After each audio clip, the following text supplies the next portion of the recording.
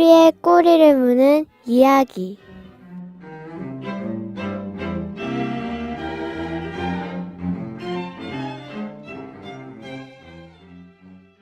애청자 여러분 평안하십니까? 꼬리에 꼬리를 무는 이야기 김영보입니다. 오늘도 하나님이 주시는 상상력을 가지고 시공간을 뛰어넘는 이야기의 세계 속으로 빠져보겠습니다. 포항공대 엔지니어링 대학원의 산학협력 교수로 섬기시는 최호진 교수님 오늘도 나와주셨습니다. 안녕하세요 교수님. 안녕하세요. 교수님은 참 이야기거리도 많으신데 원래 그렇게 이야기를 좋아하세요? 저는 과거는 잊었는데 저는 과거에 대해서는 저는 잘 모르겠고요. 예. 근데 예수님을 만나고 난 다음부터는 이 아주 좋은 쪽으로 바뀐 것 같습니다. 그래서 사실은 성경이라는 1700페이지 되는 그 소위 자료가 네, 방대하지 않습니까? 그렇죠. 근데 그게 시간만 우리가 6월절을 경험하는 것 같으면 시간만 3500년, 2000년 건너뛰는 것 같으면 오늘날에 있는 현실감으로 그대로 저희들이 묵상 세계에 돌입할 수 있습니다. 어마어마하게 많은 묵상거리를 제공합니다. 네, 우리의 현실이 접합되면서 엄청난 이야기거리들이 파생된다. 모든 네. 일상생활에서 일어나는 일이 다 연결이 되는 거죠. 그렇죠. 성경과 현실을 잘 화학 적용을 시켜야겠네요. 저 사실은 존 스타트 목사님이 그 Between Two Worlds라는 책을 쓰셨잖아요. 그게 두 세계 속에서인가 아마 번이 그럴 거예요. 네, 사실은 2000년 전이나 3500년 전에 있었던 그 사실을 오늘날 사회에 오늘날 이 시간으로 6월 비행기를 타고 타임머신을 타고 끌어오지 못하면 파워가 없어요. 힘이 네. 없다는 말이죠. 그렇죠. 우리 청취자들 각자의 현실 또 상상력 그것들이 성경과 만나게 되면서 수도 없는 아름답고 재미있는 이야기들로 오늘도 연결이 될 줄 믿습니다. 자, 교수님 오늘의 이야기 주제는 무엇인가요? 오늘 저는 저 결정력이라고 뽑아봤어요. 결정력. 예, 지난주에 저희가 선택이라는 주제를 가지고 여호수아 이야기를 해봤는데 맞습니다. 우리 인생은 선택의 연속이고 계속되는 결정들이거든요. 맞습니다. 사실은 하루에 누가 세어봤는가 봐요. 하루에 보통 한 사람이 한 4,000번 정도 결정을 한답니다. 그런가요? 근데 이게 이제 우리가 가지고 있는 슈퍼컴퓨터가 예. 거의 대부분은 순간적으로 다 프로세스를 맞아요. 하는 거죠. 교수님 이런 말 들어보셨어요? 결정장애. 그렇죠. 저희가 친구들하고 같이 식사하러 식당에 들어가서 뭐 먹을래? 아무거나. 이게 뭐 어떻게 보면 참 뭐든지 다 좋다라는 뜻이기도 하지만 결정하기 싫다, 결정하기 힘들다, 결정하기 어렵다 이런 걸 수 있거든요. 아니, 사실은 현실은 녹록하지 않죠. 네. 짜장면과 짬뽕이 왔을 때 결정하는 거. 그거 참 영원한 인류의 제가 과제죠. 봐서는 한국 사람의 가장 위대한 발명 중 하나가 짬짜면을 만들어낸 겁니다. 지금 현재 이 선택 또는 결정이라 하는 문제는 심각한 사회 문제입니다. 앞으로의 면 장래를 내다봤을 때 그때 쓰는 용어가 국가 경쟁력입니다. 그렇죠. 국가 경쟁력의 가장 중요한 것은 인구입니다. 예. 지금 현재 한국의 30대, 20대, 30대 사람들은 결정을 못합니다. 제가 이걸 너무 단도직입적으로 얘기해서 좀 죄송합니다만 네네. 결혼에 대한 결정을 안 하신단 말이에요. 어. 그러니까 자녀를 낳는 데 대해서 생산도 거기서 머뭇댄단 말이에요. 결국은 이게 사회 전체에서 결정장애라는 것은 굉장히 심각한 문제입니다. 잘못된 결정도 문제지만 결정하지 않는 것도 큰 문제네요. 제가 봐서는 잘못된 결정하는 거는 오히려 괜찮습니다. 그렇죠. 다음에 제대로 하면 되니까. 바꾸면 되죠. 예. 그런데 결정을 안 할 때 문제입니다. 어떻게 보면 우리 한국 사회의 문제가 결정을 두려워하고 결정을 외면하는 게 제일 큰 문제군요. 그러니까 왜 결정을 안 하고 결정을 미루고 지연을 시키나 하는 문제는 근본적인 한국 문화하고 관계 있어요. 어떤 문화죠? 예를 들어서 제가 본 것 중에서 가장 놀라운 사실 중에 하나는 제가 사우디에 있을 때인데요. 중동에 있을 때인데 거기에 큰 그 소위 그 부사장이 어떤 회의를 소집했어요. 예. 근데 우리 같이 이제 일찍 가가 보통 기다리잖아요. 신입 사원인 것 같아요. 아주 젊은 신입 사원이 5분 늦게 왔어요. 한국 같으면 아마 안 들어오든지 혼나야죠. 혼나죠. 어디 문을 감히. 겨우 열고 들어와야 되는데 예. 이 친구가 문을 활짝 제끼더라고요.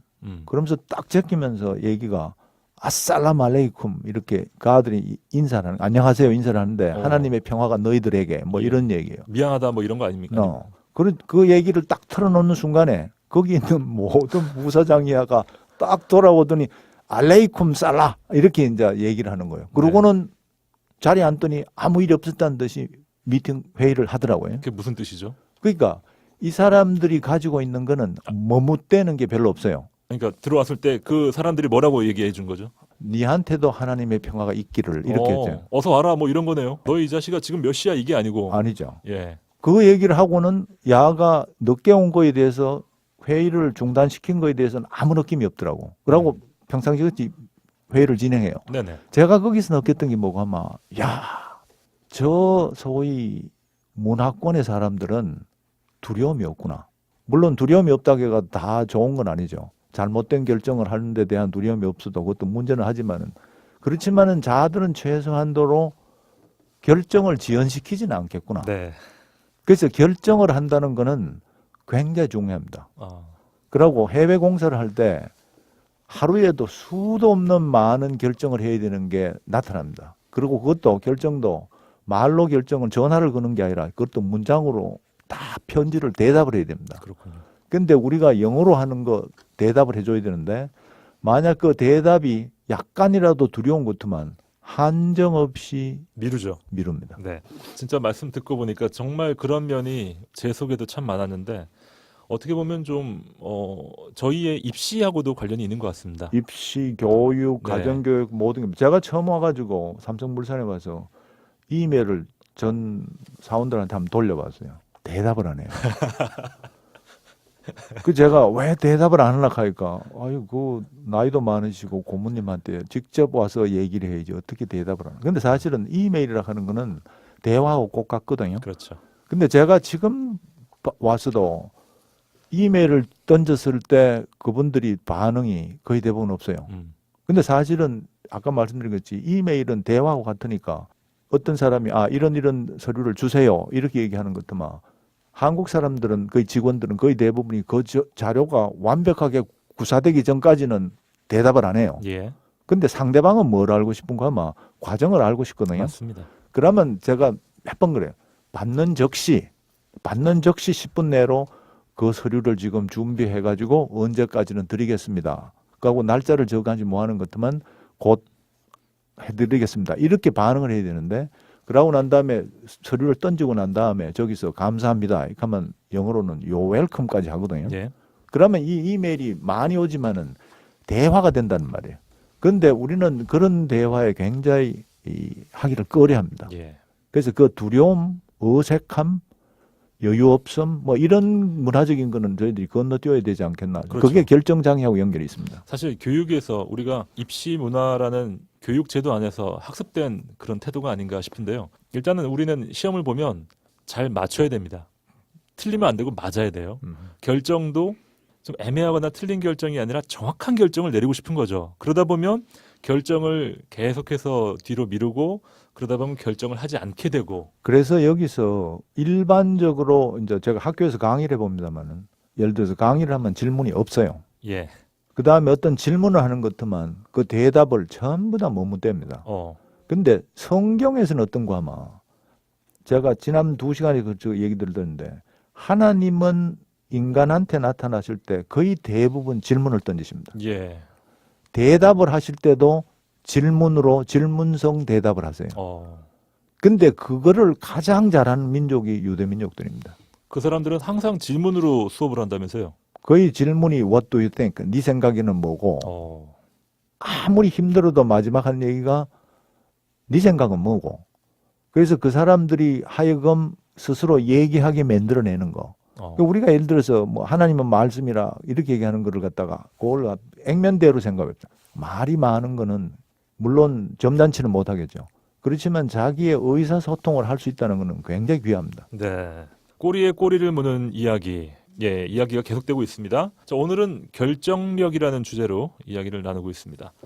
교수님, 사실 결정은 한 사람은 물론이고 한 공동체의 존폐를 가를 수 있는 그런 막강한 힘을 가지고 있기 때문에 더 중요한 것 아니겠습니까? 그렇죠. 예를 들어서 개인적으로는 첫 출발이 예수님을 믿을까 안 믿을까 여기 선택권이 있겠죠. 결정을 해야 될 테고 배우자를 어떻게 만나는 것부터 출발해가지고 그 다음에 내가 어떤 공동체의 리더로서 내가 어떤 방향으로 나가는 거 엄청 중요하죠. 예. 우리나라 역사상에서도 이 결정을 잘못한 예를 찾아볼 수가 있겠죠? 많죠. 예, 조선시대 예를 들어서 인조 왕이 예를 들어서 후금이 나중에 청나라가 됐죠. 후금이 예. 들어왔을 때 명나라를 섬길까 소위 후금하고 교통을 할까. 그렇죠. 이거에 대한 결정적인 잘못했기 때문에 결국은 한국에 전체 영향을 미치는 거죠. 병자호란이 있었고 엄청난 아픔이 있었고 뭐 영화로도 제작이 됐는데요. 맞습니다. 사실 뭐 만만치 않은 결정이에요.